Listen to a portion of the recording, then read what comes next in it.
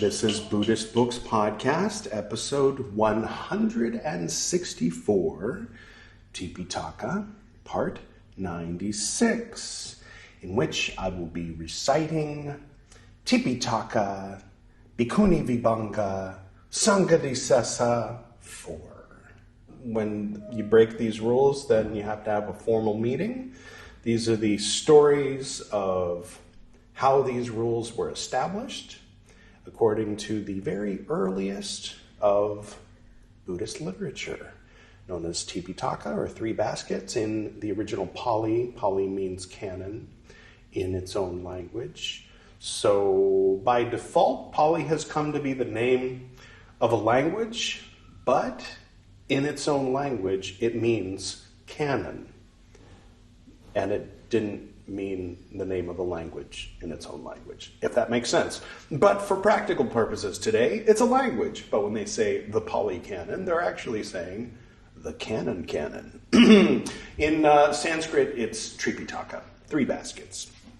Basket number one, the Vinaya Piṭaka, is what we're almost halfway through with. We're halfway through the third book of the 6 books.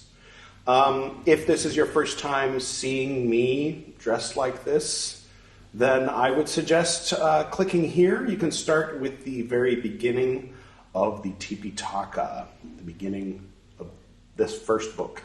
That first episode starts with kind of a breakdown of 5 main categories of types of Buddhism. Speaking of which, our special guest today, a rock, giving a nod to the Zen Buddhism. Obviously, there were rocks before Zen Buddhism, but anyway, it's a reference to earlier episodes. The rock showed up when we were talking about Zen Buddhism before. Zen is, of course, the Japanese name for Chan Buddhism, which was a particular kind of Buddhism that developed in later Mahayana with influences from Yogacara and a few other things. And then from the time when it went from Hanshan and Shide and other kind of wild, funny, laughing type characters over the course of about 400 years, it became standardized and became known for being very serious and not so laughing, but the great masters, the great Zen masters, back when it was Chan in the 800s, were usually laughing, but then Dogen is usually very serious. And today, when you attend, if you go to a Zen monastery, they're usually very serious. But anyway, enough about that. We'll get to Zen later. It's one of my favorite developments of the great flower of Buddhism. So for today, we're focusing on pre-sectarian early Buddhism, and before I ramble on any further, I will go ahead and get started. That all said, if you would like to start at the beginning of this podcast, rather than at the beginning of the Tipiṭaka recitals on this podcast, in other words, you remember how I said this is episode 164, and Tipiṭaka part 96, the thing I pointed to before will take you to Tipiṭaka Part 1, but this link will take you to Episode 1 of Buddhist Books Podcast. I'm speaking specifically when I say right here and pointing to things to the people on YouTube. If you're on YouTube, you see me waving. If you're on the audio-only podcast, then you're only hearing me. There's a podcast called Tipiṭaka, the first episode of which is the beginning of the Tipiṭaka recitals. And then there's a separate podcast called Buddhist Books Podcast, which starts with Dhammapada. Then we read a little bit of Lotus Sutra. Then we read some Pali scripture, like textbook type research, just sort of generally talking about Pali scriptures.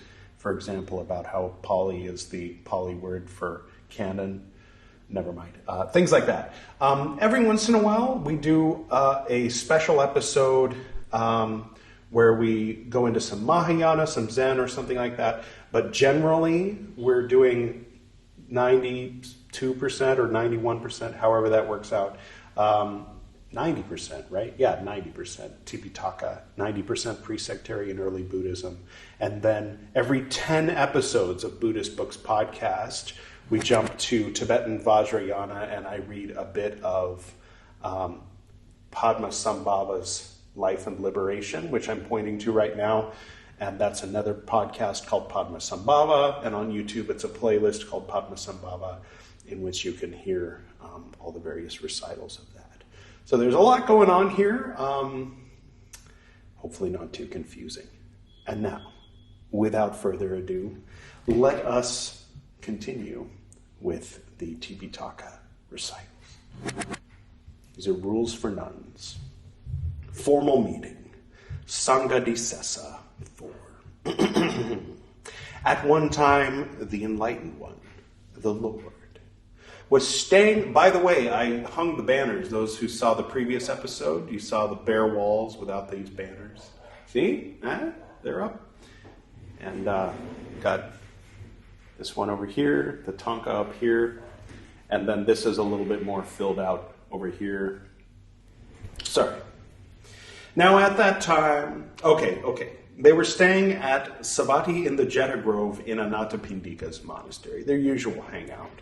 Now at that time, the nun Khandakali was one who made strife, who made quarrels, who made contention, who made brawls, who made disputes in the order.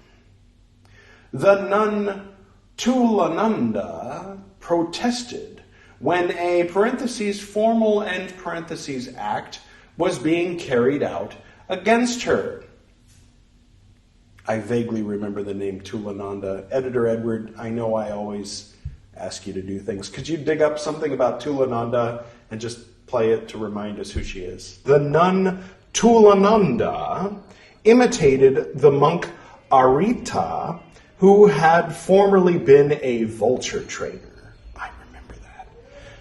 Okay, thank you, Editor Edward. The nun Tulananda protested when a (formal) act was being carried out against her.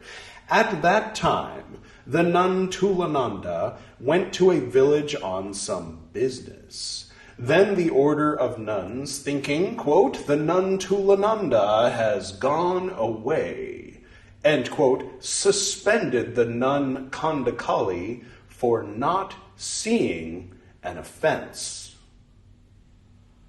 Okay, we'll keep reading. Maybe it'll start to make more sense. The nun Tulananda, having concluded that business in the village, returned again to Savatthi. When the nun Tulananda was coming, the nun Khandakali neither made ready a seat nor put out water for washing her feet. A footstool, a footstand, nor having gone out to meet her did she shake her bowl and take her bowl and robe, nor did she offer her drinking water. The nun Tulananda spoke thus to the nun Khandakali. Quote, why did you, lady, when I was coming, neither make ready a seat for me, nor put out water for washing the feet? A footstool, a footstand, nor having gone out to meet me, take my bowl and robe, nor offer me drinking water? End quote. Quote, surely it is this, lady, that I am without a mistress in regard to this. End quote. Quote, but why are you, lady, without a mistress? End quote. Quote, lady, these nuns saying of me, she is without a mistress, saying of me, quote within quotes, she is without a mistress, she is not esteemed, there is no one who can answer for her, end quote, within quotes, suspended me for not seeing an offense, end quote.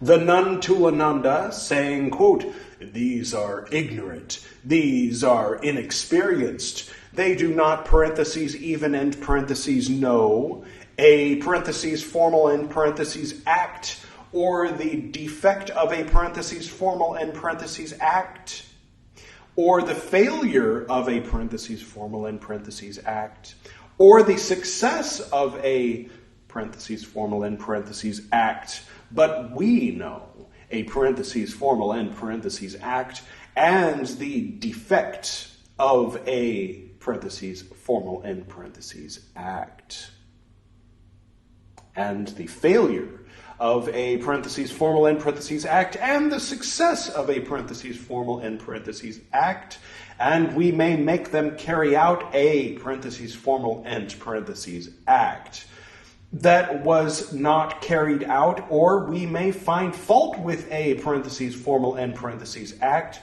that was carried out, and having quickly convened an order of nuns, end quote, right? And having very quickly convened an order of nuns, she restored the nun Khandakali.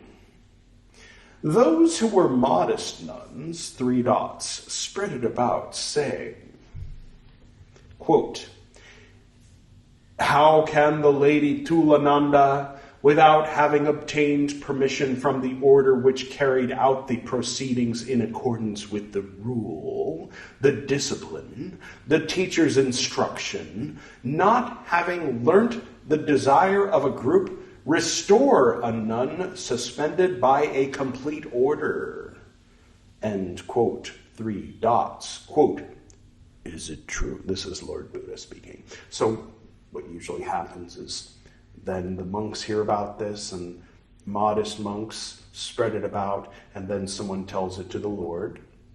The Lord convenes the order of monks, and after he gives some speech of some kind, some teachings, some reasoned talk, then he asks them, quote, that's what's in the 3 dots. I filled it in for you. Is it true, as is said, monks, that the nun Tulananda, without having obtained permission, 3 dots, restored a nun suspended by a complete order?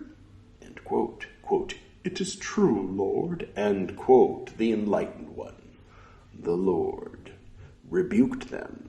Say, quote, how, monks, can the nun Tulananda, without having obtained permission, 3 dots, restore a nun suspended by a complete order? It is not, monks, for pleasing those who are not parentheses yet and parentheses pleased. And thus, monks, let the nuns set forth this rule of training.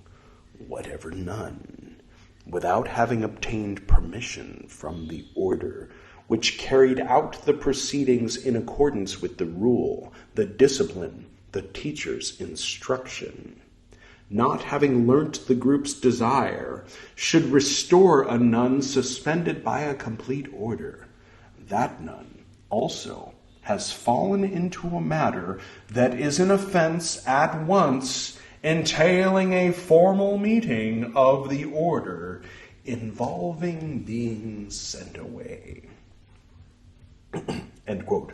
Whatever means 3 dots. Let's do the flashback. Whatever means she who is an elder or a junior or one of middle standing, this one on account of relations, on account of birth, on account of name, on account of clan, on account of virtue, on account of the way of living, on account of the field of activity, is called whatever. Thank you, me from a long time ago. Not that long ago. Nun means she is a nun because she is a beggar for alms. She is a nun because she submits to walking for alms. She is a nun because she is one who wears the patchwork robes. She is a nun by the designation, parentheses, of others, end parentheses. A nun because of her acknowledgement. A nun, parentheses, to whom it was, parentheses, said, quote within quotes, come, nun, end quote within quotes. A nun is one ordained by the three goings to a refuge. A nun is auspicious. A nun is the essential. A nun is a learner. A nun is an adept. A nun is ordained by both complete orders by means of a parentheses formal and parentheses act, at which the motion is put and followed by three proclamations, irreversible and fit to stand. In this way is this nun one who is ordained by both complete orders by means of a parentheses formal and parentheses act, at which the motion was put and followed by three proclamations, irreversible, fit to stand, and this is how nun is to be understood in this case. Thank you, me. Complete order means belonging to the same communion, staying within the same boundary. Suspended means suspended for not seeing or for not making amends for or for not giving up an offense. In accordance with the rule, the discipline means according to whatever is the rule, according to whatever is the discipline. Parentheses, in accordance with, and parentheses, the teacher's instruction means in accordance with the conqueror's instruction, the enlightened one's instruction, right? Okay, so the conqueror of all the things Lord Buddha conquered, right? So we're not talking about like Genghis Khan type conqueror here. Without having obtained permission from the order which carried out the proceedings means not having asked, parentheses, the permission and parentheses of the order which carried out the parentheses formal and parentheses act. Not having learnt the desire means not having known the desire of the group. If she thinks, quote, I will restore, parentheses, her and parentheses, end quote, parentheses and parentheses, looks about for a group or determines a boundary, there is an offense of wrongdoing. As a result of the motion, there is an offense of wrongdoing. As a result of two proclamations, there is an offense. There are grave offenses. At the end of the proclamations, there is an offense entailing a formal meeting of the order. She also means she is so called in reference to the former. Offense at once means three dots. We'll never know, I guess. Therefore, no, they mentioned it in an earlier episode. Let's do the flashback. An offense at once means she falls through transgression of a course not after admonition. Involving being sent away means she is caused to be sent away from the order. Offense entailing a formal meeting of the order means the order inflicts the manatta discipline on account of her offense. It sends back to the beginning. It rehabilitates. It is not several, parentheses, nuns, and parentheses, it is not one nun. Therefore, it is called an offense entailing a formal meeting of the order. A synonym for this class of offense is, parentheses, formal and parentheses, act. Therefore, again, it is called an offense entailing a formal meeting of the order. There it is. Therefore, again, it is called an offense entailing a formal meeting of the order. Was probably the end of that flashback, right? Okay, if she thinks that it is a legally valid act when it is a legally valid act, parentheses and parentheses restores her, there is an offense entailing a formal meeting of the order. I think what this means is if the throwing out of the nun in the first place was valid and the person restoring her knows it's valid, then yeah, it's a big no-no, right? If she is in doubt as to whether it is a legally valid act, three dots. If she thinks that it is not a legally valid act when it is a legally valid act, parentheses and parentheses restores her, there is an offense entailing a formal meeting of the order. So no matter what her thoughts were, if it was a legally valid act, then she formal meeting involving being sent away.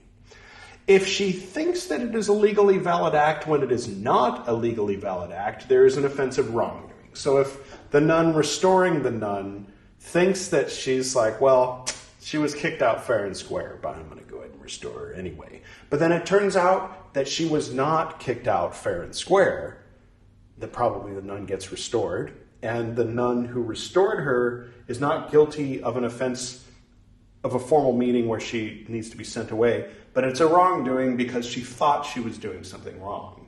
Right? Remember that old thing?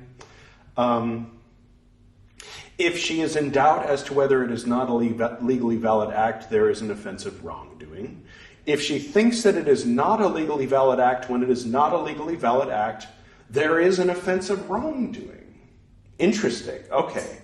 So even if the nuns that threw her out didn't do so by the rule, if she restores her, there's an offense of wrongdoing because she didn't go talk to those nuns and say, hey, why did you do it? And get their permission? All right. I mean, 6th century BC, what can you do? There is no offense if, having obtained permission from the order which carried out the parentheses formal and parentheses act, she restores parentheses her and parentheses. If she restores parentheses her and parentheses, having known that it is the desire of the group, if she restores one who is behaving so as to get rid of the faults, if she restores parentheses her and parentheses, there being no order which carried out the parentheses formal and parentheses act, if she is mad, if she is the first wrongdoer. All right. Sounds like a rule to me. I don't really have any. It doesn't bother me, this rule. Some of the previous rules irked me for one reason or another. This one seems fine. I mean, comment below if I missed something, but it seems pretty straightforward. And next time we will continue, and maybe read more than one, because I accidentally peeked ahead. You saw when I was turning the pages, I accidentally turned 2 pages, and Saṅghàdisesa 5 for Bhikkhunivibhaṅga is very short. So perhaps we'll read 5 and 6 next time. For now, thank you all for tuning in. This is a little bit of a short one. And all right, I will go ahead and close.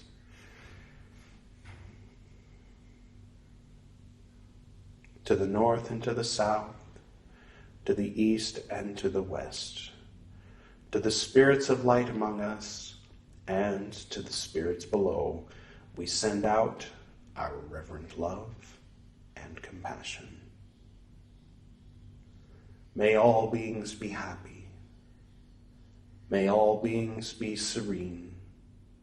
May all beings be in peace.